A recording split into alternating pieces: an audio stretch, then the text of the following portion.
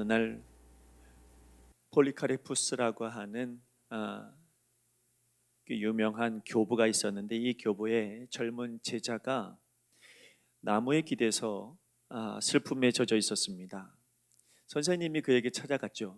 찾아가서 왜 그렇게 슬퍼하니? 도대체 무엇 때문에 그렇게 괴로워하니? 라고 물었죠. 그랬더니 이 제자가 하는 말이, 선생님, 하나님 나라의 성장 속도가 너무 느린 것 같습니다. 모처럼 신앙생활 시작하는 사람을 봤는데요, 그 신앙생활 하는 사람이 잘하는 것 같은데 영 신앙을 버리고 떠나가는 그런 모습을 보니 마음이 아픕니다. 하나님 나라가 좀 빨리 확장됐으면 좋겠고 하나님 나라가 빨리 왔으면 좋겠는데, 근데 하나님 나라가 너무 더디게 가는 것 같습니다. 이렇게 그것이 너무 슬프다고 이야기합니다. 선생님이 그 제자가 기대고 있는 나무를 가리키면서 이렇게 이야기했습니다. 근심하지 말게.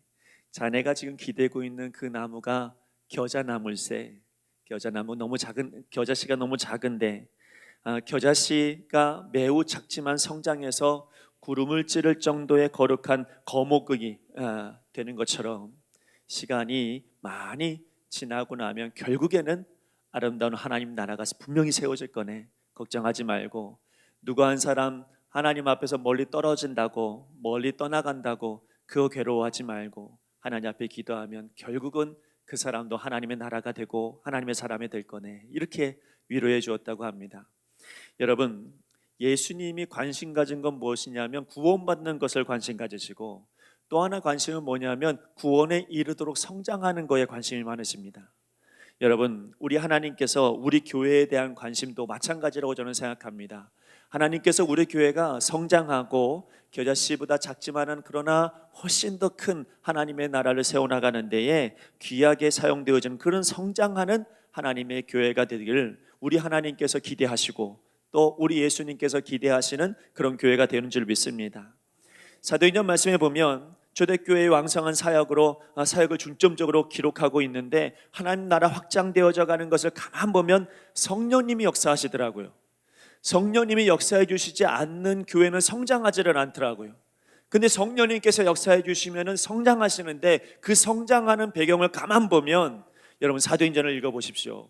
사도행전을 읽어보면 하나님께서 갑자기 부흥케 하셔서 갑자기 사람들로 하나님 나라를 세우고 하나님의 축복이 이루어지는 일도 있지만, 대부분의 경우는 한 사람이 바뀌더라고요. 한 사람이 바뀌고 또 한 사람이 회심하고 또 한 사람이 변화되면서, 그러면서 하나님의 나라를 확장시켜가는 하나님의 역사를 우리 사도행전 말씀을 통해서 보게 됩니다. 전혀 예상하지 않았던, 예수님을 배신하고 예수님을 미워하고 예수님을 싫어했던 사도 바울 한 사람 바뀌니까 세상이 달라지고요. 여러분, 빌립보에 있었던 여러분 루디아 한 사람이 변화되니까 여러분 그곳에 교회가 세워지고, 많은 믿음의 사람들 그 한 사람 바뀌니까 교회가 달라지고, 그 한 사람이 변화되니까 하나님의 나라가 세워지더라고요. 여러분, 겨자씨같이 작은 한 사람의 회심이 여러분 놀라운 하나님의 역사를 이루게 되는 줄 믿습니다. 오늘 2절 말씀을 같이 한번 읽어보겠습니다. 시작. 갓난아기들 같이 순전하고 신령한 젖을 사모하라. 이는 그로 말미암아 너희로 구원에 이르도록 자라게 하려 함이라. 베드로전서 1장의 말씀에 보면은 거듭나는 것이 뭐냐라고 하는 것을 설명하거든요. 근데 2장에 넘어가서는 여러분 베드로가 무엇을 설명하냐면 새로이 태어난 생명이 끊임없이 자라나야 된다라고 하는 이 성장을 이야기합니다. 여러분이 본문 말씀에서 우리는 깨달아야 될 것이 있는데, 그건 뭐냐면 분명히 성경에 뭐라고 쓰여져 있냐면 구원에 이르도록 자라게 하려 함이라, 이렇게 쓰여져 있습니다. 여러분, 우리는 성경을 읽다가 보면 이해가 안 되는 말씀도 참 많이 있는데, 우리는 뭐라고 배웠냐면 구원이 이미 이르렀다고 이야기하고, 나는 구원 받았다고 이야기하고, 나는 천국 시민이라고 이야기하는데, 근데 베드로 말씀은 뭐라고 이야기하냐면 구원에 이르도록 자라게 하려 함이라, 이렇게 말하고 있습니다. 그러면 이 성경이 잘못되었든지 내가 잘못되었든지 둘 중에 뭔가 잘못된 것처럼 보입니다. 그러나 여러분, 우리가 이 말씀을 분명히 잘 알아야 될 것은, 하나님의 나라는, 구원은 이미 우리에게 이루어졌으나 아직 이루어지진 않았습니다. 하나님의 나라는 예수님이 이 땅에 오심으로 말미암아 구원의 역사는 이미 이루어졌으나 그러나 주님께서 오시는 그날의 완성이 되어집니다. 역시 마찬가지로 우리가 예수님을 믿음으로 말미암아 구원에 이르렀으나, 이미 이르렀으나, 그러나 여러분 완성은 되지 않았습니다. 언제 완성이 되냐면 주님 오시는 그날에. 그러면 주님 오시는 그날까지 우리는 어떻게 살아가야 되느냐? 오늘 베드로가 말합니다. 구원에 이르도록 자라게 하려 함이라. 여러분, 우리는 매일매일 자라나야 됩니다. 그것이 바로 여러분 칭의요, 그것이 바로 성화입니다. 그래서 오늘 베드로가 그렇게 구원에 이르도록 자라게 하는 방법을 두 가지 설명하는데, 그 첫 번째가 뭐냐면 여러분 그 1절 2절 말씀입니다. 그러므로 모든 악독과 모든 기만과 외식과 시기와 모든 비방하는 말을 버리고 갓난 아기들 같이 순전하고 신령한 젖을 사모하라. 그러니 여러분, 여기 말씀에 중요한 건 뭐냐면, 첫 번째는 우리가 성장하려면 버릴 건 버리고 먹을 건 먹고, 여러분 이것이 중요하다는 겁니다. 여러분, 베드로가 제시한 버려야 할 것들을 가만 보니까 많은 죄들이 있을 텐데, 수많은 죄들이 있을 텐데 그 죄 중에서도 여러분 특히 골라서 말하고 있는 것은 악독, 기만, 외식, 시기, 비방하는 말입니다. 왜 여러분 수많은 죄들 가운데 이거 버리라고 이야기했을까요? 그건 아마도 이 버려야 될 것이 다 무엇과 연결되어져 있냐면 이웃사랑과 연결되어져 있습니다. 형제 사랑하지 않는 것, 이거 버려라, 이렇게 말하고 있는 겁니다. 여러분, 모든 악독은 남을 해치는 마음입니다. 모든 기만은 다른 이들을 업신여기는 행동입니다. 외식은 겉과 속이 다른 겁니다. 시기는 타인의 행복을 원치 않는 마음입니다. 모든 비방하는 말은 악의에 찬 중상 모략하는 말을 말합니다. 베드로는 우리에게 그거 버려야 된다, 이렇게 말씀하고 있습니다. 그 주님께서 뭐라고 말씀하시냐면, 너희가 여기 형제 중에 지극히 작은 자 하나에게 한 것이 곧 누구에게 한 것이다? 나에게 한 것이다. 오늘 여러분, 내 옆에 있는 사람에게 하는 그 사랑이 여러분 곧 누구에게? 하나님께, 주님에게 하는 것과 같다라고 하는 이 말씀이 여러분의 말씀이 되기를 바랍니다. 우리가 성화되고 우리가 성장하는 데 있어서 버려야 될 것은 우리 형제들에게 바르게 하지 못한 태도들을 버리라고 말씀합니다. 이 말은 내가 긍휼을 베풀지 않으면 나 긍휼 못 받습니다. 내가 누구에게를 사랑하지 않으면 나는 누군가에게 사랑을 받지 못합니다. 내가 누구를 용서해 주지 않으면 난 누군가에게 용서받을 수 없습니다. 여러분, 내가 한 만큼 나에게 돌아오는 것입니다. 그러므로 여러분, 우리는 이웃에게 베풀어주는 은혜가 있기를 소망합니다. 그러면 하나님께로부터 더 큰 사랑을 베품받게 되어질 것입니다. 주님께서 이미 우리에게 긍휼을 베풀어 주셨습니다. 구원에 이르도록 주님께서 자기 자신을 내어 놓으셨잖아요. 오늘 오전에도 우리가 그 말씀을 함께 나누었는데, 여러분, 주님께서 우리에게 베풀어 주신 은혜가 너무 큽니다. 생각하면 할수록 여러분, 우리는 감당할 수 없을 만큼 하나님의 은혜가 크잖아요. 그 하나님의 은혜가 크기 때문에 여러분, 받은 만큼 우리는 이웃에게 돌려줘야 됩니다. 그러려면 여러분, 버릴 건 버려야 우리가 성장한다는 이야기입니다. 갓난아기가 새 생명을 받은 성도를 상징합니다. 이 갓난아기가 순전하고 아이에게 적합한 젖을 먹어야 자라날 수 있듯이, 새 생명을 얻은 하나님의 백성들은 자꾸만 신령한 젖을 사모해야 됩니다.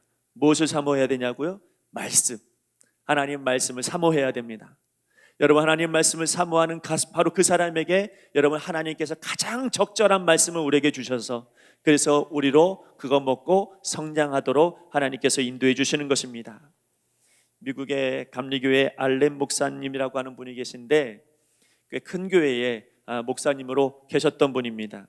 근데 이분이 자기 교회 교인들의 교회 생활을 조사해 봤대요. 등록 교인 중에 주일 예배에도 참석하지 않는 교인이 20%나 됐답니다. 기도하지 않는 교인이 25%, 교인 중 35%는 성경을 읽는 시간이 거의 없고, 11조 하지 않는 교인이 40%에 달했고, 교인 중에 75%는 봉사에 관심이 없었고, 85%의 교인이 한 사람도 전도하지 않고 있었다고 하는 것을 발견했답니다. 그런데 더 놀라운 것은 이 알렌 목사님이 여러분 성도들을 다 조사해 본 결과 100%에 해당되어지는 것이 하나 발견됐답니다. 그게 뭐였냐면 다 천국 가고 싶어 한다는 거죠. 천국 가기는 다 100% 원하는데, 그런데 여러분 기도하지 않는 것, 전도하지 않는 것, 삶 가운데 그런 모습을 보이지 않는 것, 이런 것이 너무 많이 있음에도 불구하고 여전히 자기는 천국 가고 싶다고, 천국 간다고 이렇게 확신하더란 말입니다. 그래서 알레 목사님이 그 어떤 자서전에 뭐라고 썼냐면 이렇게 썼습니다. 내 교인들을 보니, 하나님의 교인들을 보니 천국 문턱에서 다 영양실조 걸릴 것 같더라. 여러분 어떻습니까? 여러분, 저와 여러분들이 하나님 말씀 이 신령한 젖을 사모하지 않고는 다 천국 가기 전에 영양실조 걸리고 맙니다. 그러므로 하나님 말씀을 사모해서 끊임없이 받아먹고 그렇게 믿음으로 살아가는 우리가 되어야 합니다. 여러분 생각해 보면 갓난 아기가 젖을 먹는 것 우리는 그 당연하지 이렇게 생각을 합니다. 근데 갓난 아기 입장에서 보면 젖을 안 먹으면 죽습니다. 사느냐 죽느냐의 문제가 거기 달려 있는 겁니다. 여러분 우리는 말씀을 읽는지 읽지 않는지 그거는 여러분 내가 시간 나면 말씀 보지, 시간 나면 말씀 읽어야지, 시간 나면 말씀 들어야지, 여러분 이렇게 생각하지만 그러나 여러분 육은 그럴 줄 몰라도 여러분의 영은 사느냐 죽느냐의 문제였습니다. 그러므로 여러분의 영을 사모한다면, 여러분의 영을 살리기를 원한다면 여러분 신령한 젖을 사모해야 되는 것입니다. 여러분 오늘 우리를 자라게 하는 또 하나의 방법이 있습니다. 산돌 같은 신령한 집을 세워야 됩니다. 오늘 4절부터 5절까지의 말씀에 보니까 사람에게는 버림바가 되었으나 하나님께는 택하심을 입은 보배로운 산돌이신 예수께 나아가 너희도 산돌같이 신령한 집으로 세워지고 예수 그리스도로 말미암아 하나님이 기쁘게 받으실 신령한 제사를 드릴 거룩한 제사장이 될지니라. 여기 돌이 나옵니다. 이 돌을 헬라어로 리돈이라고 말해요. 근데 이 돌은 여러분 언제 쓰는 그 리돈이라고 하는 단어 어디서 썼냐면 예수님이 죽으시고 무덤에 들어가셨을 때 그 앞에 뭘로 막아요? 돌로 막았을 때 그 돌이 리돈입니다. 근데 여러분 여기서 예수님 뭐라고 설명하냐면 산돌이신 이렇게 말하고 있는 것은 그 돌이 어떻게 됐다는 겁니까? 여러분 부활과 연결이 되어졌다는 겁니다. 그럼 예수님은 산돌이신 예수님이다 라고 하는 것은 그분은 부활하신 예수님이다, 생명이 있으신 예수님이다 이렇게 설명하고 있는 겁니다. 베드로는 바로 그 돌과 관련돼서 지금 설명하고 있습니다. 우리도 마찬가지입니다. 예수님 그 산돌이신 예수님과 내가 연합을 하면 나도 어떤 집이 되어지냐면 오늘 말씀에 너희도 산돌같이 신령한 집으로 세워지고 우리도 여러분 산돌이 될 수 있다는 이야기입니다. 오늘 여러분 내가 죽음으로 두려워하고 불안해할 것이 아니라 여러분 그 뒤에 하나님께서 우리를 영원한 생명으로 인도해 주시는 예수님의 은혜가 있는 것을 믿으시길 바랍니다. 예수님이 산돌이신 것처럼 우리도 예수님과 연합함으로 말미암아 그분과 하나 되어짐으로 말미암아 나도 산돌 같은 하나님의 은혜를 경험하게 되어지는 것입니다. 베드로 사도가 말하는 영적 성장의 방법은 우리로 버릴 것은 버리라는 얘기고 그리고 신령한 젖 말씀을 사모하라고 이야기합니다. 거기서 더 나아가서 산돌 대신 예수 그리스도와 연합해서 또 다른 부활의 생명을 가지고 산돌로 살아가라. 그게 내가 자라나는 방법이다 설명하고 있습니다. 근데 여기서 이것으로 끝나지 않습니다.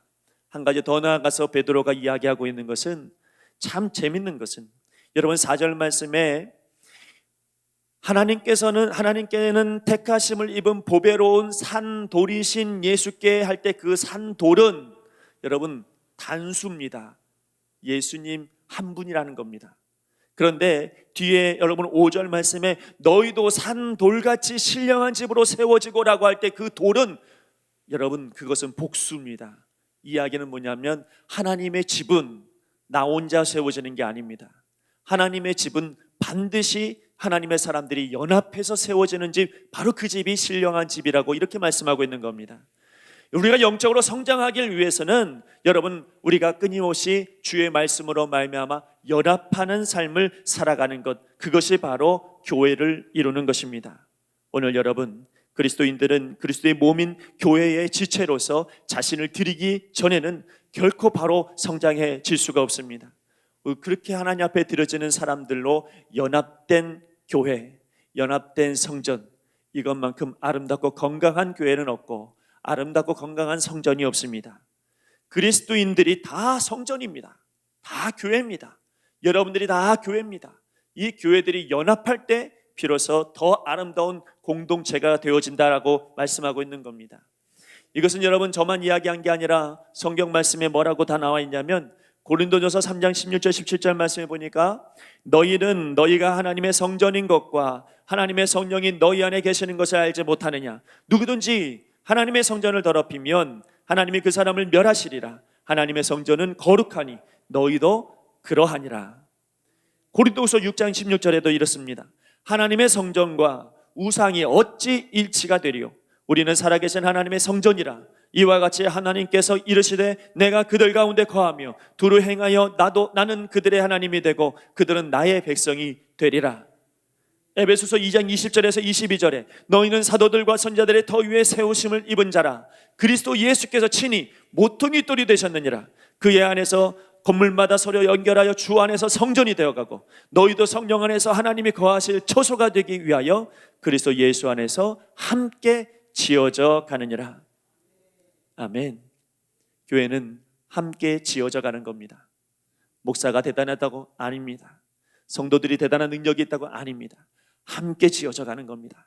하나님의 나라를 바라보면서 하나님을 꿈꾸면서 그러면서 말씀을 중심으로 살아가는 것, 바로 그런 여러분 우리가 연합할 때 산돌 대신 예수님을 닮아서 우리도 마찬가지로 산돌된 신령한 집이 되어지는 것입니다.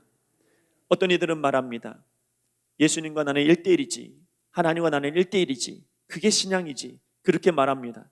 그러나 여러분, 구원은 1대1이나 그러나 교회는 연합입니다. 성장은 연합입니다. 나 혼자선 성장할 수 없습니다. 항상 도움을 받아야 됩니다. 항상 연합해야 됩니다. 그것이 바로 교회를 세우신 하나님의 목적입니다. 그래서 예수님께서 모퉁이 돌이 되셔서 우리 교회의 든든한 중심이 되시면, 그러면 우리는 흔들리지 아니하고 예수님 붙들고 같이 가면 되는 겁니다. 언제까지요? 그날이 올 때까지, 주님 오시는 그날까지 우리가 함께 가는 그런 신기촌 교회가 되면, 여러분, 그러면 우리 교회는 결코 작지 않습니다. 하나님께서 꿈을 이루실 만한 아름다운 도구가 될 것이고 하나님의 축복을 이루실 만한 아름다운 교회가 되어질 것입니다. 그러므로 여러분, 우리 성장해 나가셔야 됩니다. 나도 성장하고 여러분도 성장해야 됩니다. 그래서 여러분, 버릴 건 버리고, 그리고 취할 것은 취하고, 그리고 예수님 중심으로 연합하고, 더 나아가서 여러분 우리가 한 마음이 되어서 하나님을 바라볼 때, 그때 여러분 산돌 대신 예수님의 은혜가 우리 모두에게 동일하게 역사되어질 줄로 믿습니다. 이 믿음 가지고 여러분 교회를 위해서 기도하시고, 이 믿음 가지고 오늘 내가 성장하는 삶을 살아가는 우리 모두가 되기를 간절히 바랍니다. 기도하겠습니다. 우리의 산돌 되신 예수님, 우리의 왕이신 예수님, 우리의 통치자이신 예수님, 그 예수님을 오늘 우리가 이 성전에, 이 교회에 모십니다. 연합합니다. 하나님의 나라를 우리를 통하여 확장시켜 주시고 하나님의 뜻이 이곳에서 펼쳐지게 하여 주시옵소서. 그러기 위해서 우리가 더욱더 주님만 바라볼 수 있도록 인도하여 주시고, 하나님 우리의 모든 것들은 이제 내려놓고 하나님의 은혜만을 바라볼 수 있도록 축복하여 주시옵소서. 감사하며 예수님의 이름으로 기도하옵나이다. 아멘.